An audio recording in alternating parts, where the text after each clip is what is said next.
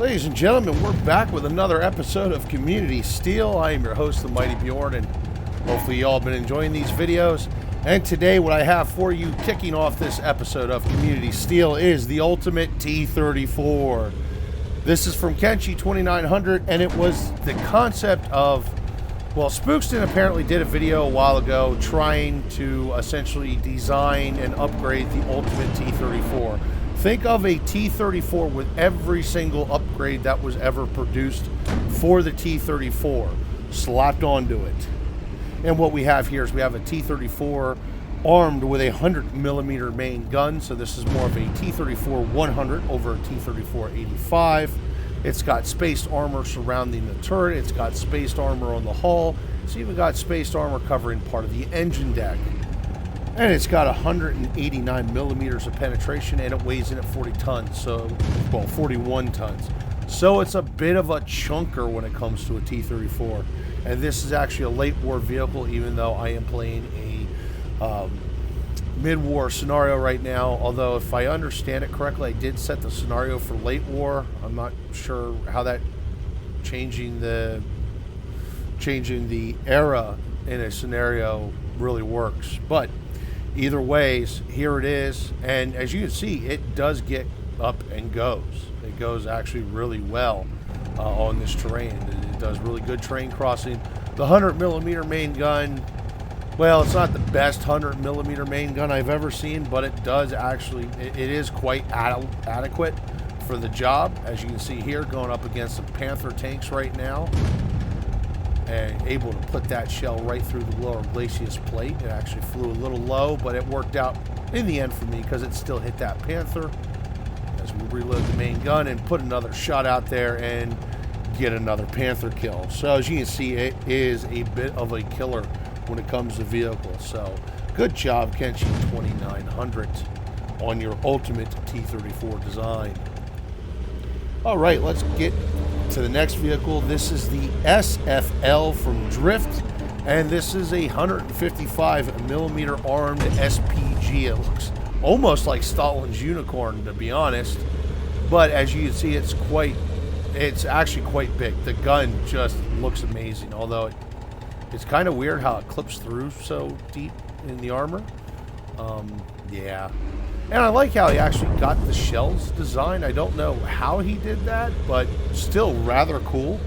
That's actually what really attracted me to showing off this vehicle, is the shells that he has with it. Now, this is an early war era vehicle, although you could probably use this for any era. That being said, it is an SPG, so, I mean, come on, what's it got for armor? Nothing. Now, mobility-wise, it does pretty decent on its own. The reload's quite long, but the 155mm main gun, you know, that's a pretty beefy gun. And he even took time to actually show the breech block. So, very cool. The next vehicle is the MBT-70 APG from Helzy XOXO, and this is her 76-ton, 152mm armed MBT-70. It even actually has the remote machine gun turret modeled in, and it is a late war vehicle. As you can see, the mobility is actually rather good. It's got a perfect MBT-70 shape. The mobility is actually really awesome on this thing. This thing drives like a race car for how much it weighs. It's like 76 tons, and 50 tons of it must be engine or something, because it could just goes everywhere. And it's definitely a rather cool vehicle. It was definitely satisfying to drive it, just because of how agile it is and just the way it contours to the ground and everything else. It just, like, she did a really good job on it. That's all I can say about it. Okay, the next vehicle is a T-44-100 from Da Persing, UK. And, well, this is his 26-ton, sorry, it's 23.26-ton 100mm gun armed T-44-100. It doesn't have the side skirts. It just has the 100mm main gun. Wow, that kind of sucked. That AI died pretty quick. Ooh. And that shot bounced. I was having some problems getting some good shots on this enemy vehicle over here, which at that point it didn't matter because it's actually dead. Alright, so let's move on to the next vehicle, or the next enemy target, if you will. Oh, look at that. And I blew the turret right off. When was that added? Let alone that was also friendly fire. So, good lord, if I wasn't old and shit. But I guess I'm not old and shit when the game actually spawned my other T-34 or T-44 100 that I have in the game. That's actually got side skirts on it, so it's actually quite easy to get who's a friendly and who's an ally confused on this one, I have to say that much. Especially when they're all painted white. Well, you see here it goes quite well. Tank model wise, to me it looks like a T-44 100, so he did good on that. The armor does actually hold up okay-ish. It's not the best, as you can see there. The one vehicle did get taken out. Pretty much shots that hits the turret in the upper glaciers bounce, but it's pretty good. All right, the next vehicle is also from the person UK, and this is his 40.22 ton IS-3, and I feel this is actually a rather decent rendition of the IS-3. It's got a 122 millimeter main gun with 187 millimeters of penetration.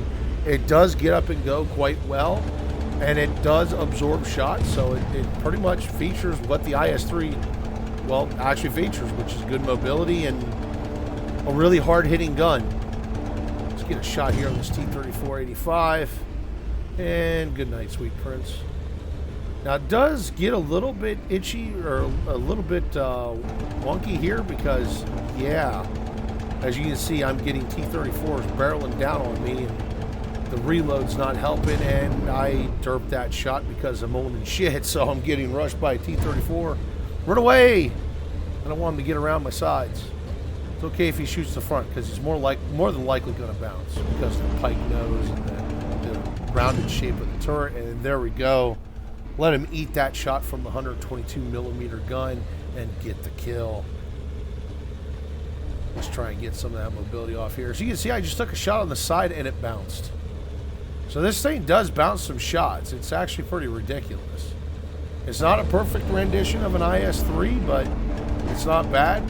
But it definitely, like, it checks all the blocks of what the IS-3 does, which is bounce shots and kills things. So give them credit for that one, folks. All right, the final tank today is from Picture Perfect, and this is his T-19. This is a late war tank, and it weighs in at 26 tons, and it's got spaced armor. So it's kind of on the lighter side for late war. It's armed with a 57 millimeter main gun. That being said, though, it does kind of lack penetration at 110 millimeters of penetration. But my God, this thing can move. It's really fast. It's really maneuverable. Its armor does kind of eat shots because the armor's actually really effective. That being said, the armor's actually not really thick. But I mean, just and it's got a ridiculous fire rate on that 57 millimeter main gun. But just the mobility is so ridiculous on this. It is almost like driving a race car. Correction, it is driving a race car that has a gun and a turret and space armor. But anyway, folks, there it is. This episode of Community Steel. Hopefully you all enjoyed the different tank designs that I showed off here today, and hopefully you all enjoyed the video. Thank you very much for tuning in, and have yourself a wonderful day.